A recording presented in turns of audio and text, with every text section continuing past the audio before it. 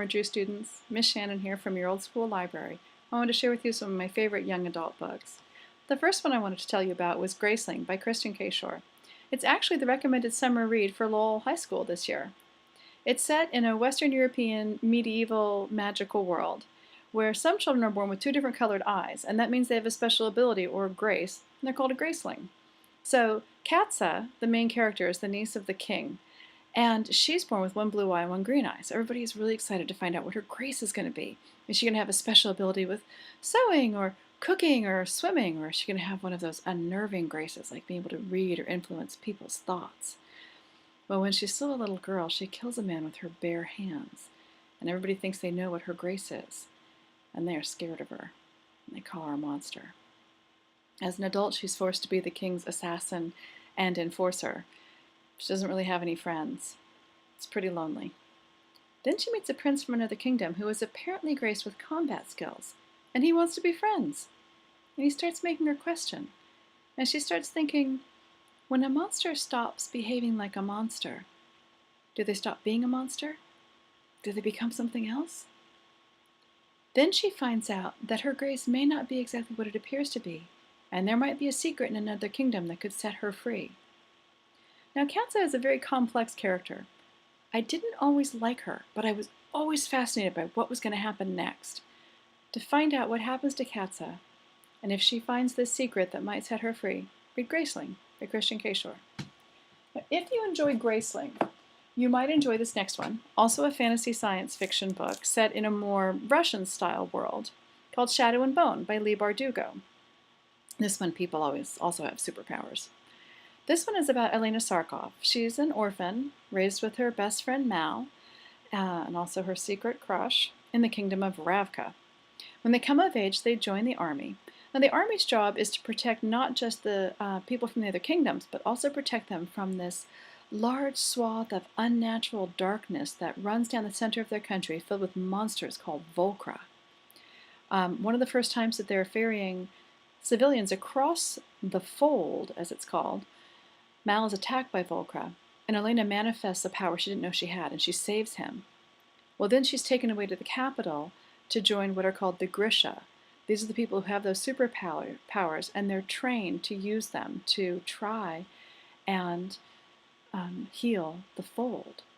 They're ruled over by a head Grisha called the Darkling. He says he wants to heal the fold, but he keeps asking her to do things that are not okay with her. And she's forced to question, when nothing is clear, how do you make the right choice for the greater good? To find out what happens to Elena and to Mal and to the people of Ravka, read Shadow and Bone by Leigh Bardugo.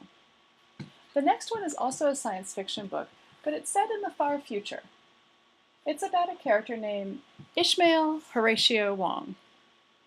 Now, he lives on a company planet, and the only way you can stay on a company planet is to either be the kid of somebody who works for the company planet or work for it yourself. At the opening of the book, he's orphaned, and he has to get off the planet in just a couple of days. So he can either join the military or he can join a merchant ship. And since, as he puts it, he lacked the soldierly instinct and killing and dying wasn't really for him, he decides to join a merchant ship. And he's lucky enough to get a 2-year post, an entry-level position working in the galley or the kitchen. The post is known as a quarter share, hence the name of the book. So Ishmael is just this really hardworking, likable guy who makes great coffee, which makes him a lot of friends. And he works hard to improve his life and the lives of his friends, like the hilarious Pip and the completely awesome Big Bad Bev. They try and figure out how to sell private cargo without going broke or getting beaten up, how to deal with pretty serious crushes, and how to make plans and build for a future rather than just flying from port to port. One of the things that makes this book such a great read is it's actually based on author Nathaniel Lowell's experience of 5 years in the U.S. Coast Guard. When he got out, he wanted to become a writer, so he wrote the book, but he couldn't find a publisher. So he actually released the whole thing for free on Podio. They have thousands of free audiobooks available at podio.com. And then something amazing happened. He was picked up by a publisher, and now this book is in its second printing. To find out more about Ishmael's adventures and misadventures of an incredibly well-written book, pick up Quarter Share by Nathan Lowell. The next one I wanted to share with you is called Little Brother. And it's actually written by a local San Francisco author, Cory Doctorow. It is a story about a San Francisco high school kid named Marcus who's just going to skip school for the afternoon so he can go out with his friends and play a LARPing game, a live-action role-play game called Harajuku Fun Madness, all around the city. But he doesn't know that terrorists have planned an attack, and they actually blow up the Bay Bridge that afternoon. Marcus's friends are wounded, and he searches to find help for them. But he's picked up by the Department of Homeland Security, and he and his friends are held for 6 days and subjected to enhanced interrogation techniques. Because, in addition to being a high school student and a gamer, Marcus is also a pretty well-known hacker. Well, he's finally released, and 2 of his friends are released. One has just disappeared, and they're all warned to never talk about it and not to tell anyone where they've been or what's happened. And what they find is that their city has been turned into a police state.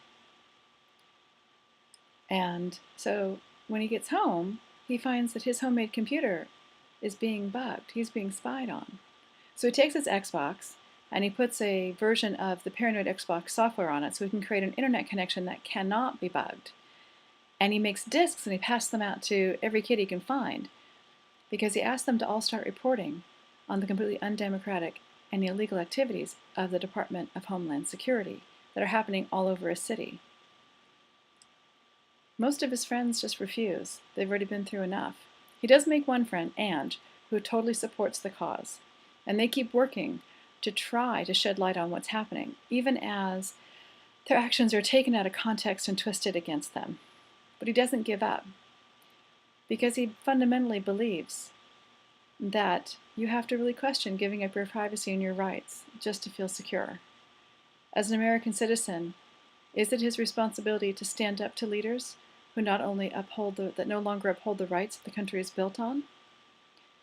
And can teens take down a branch of government that's completely corrupt? I mean, should they even try? This book is part hacker guide, part love story, and part rants against dictatorial government powers. And it questions whether safety at any cost is a reasonable exchange. And on a side note, a couple of years ago, this was actually pulled off of a summer reading list for a Florida high school because it questioned authority. Not teaching hacking skills, questioning authority. Seriously?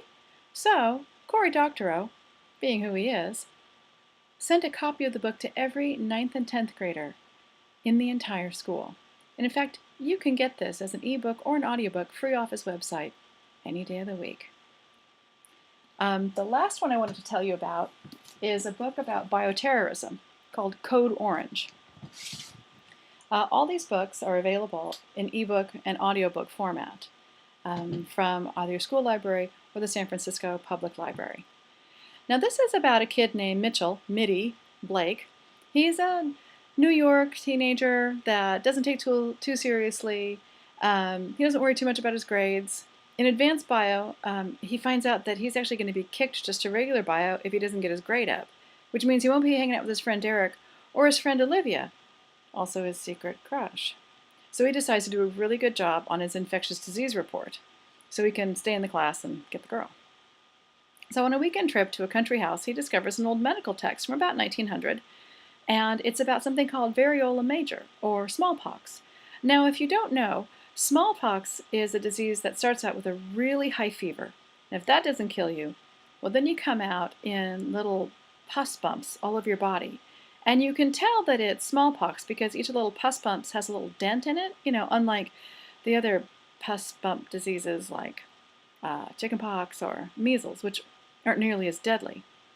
So then if you survive that, then the bumps scab over, and then the scabs all fall off, and you're hideously disfigured and scarred.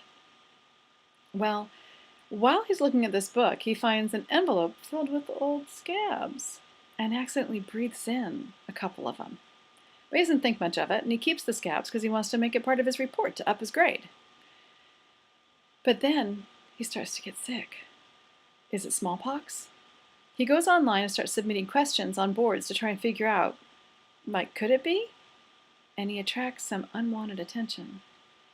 He's busy worrying, has he started another smallpox epidemic? when suddenly people are following him and trying to get him.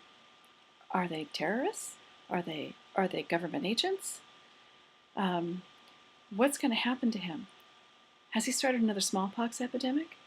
How can he protect himself, his family, and possibly his world?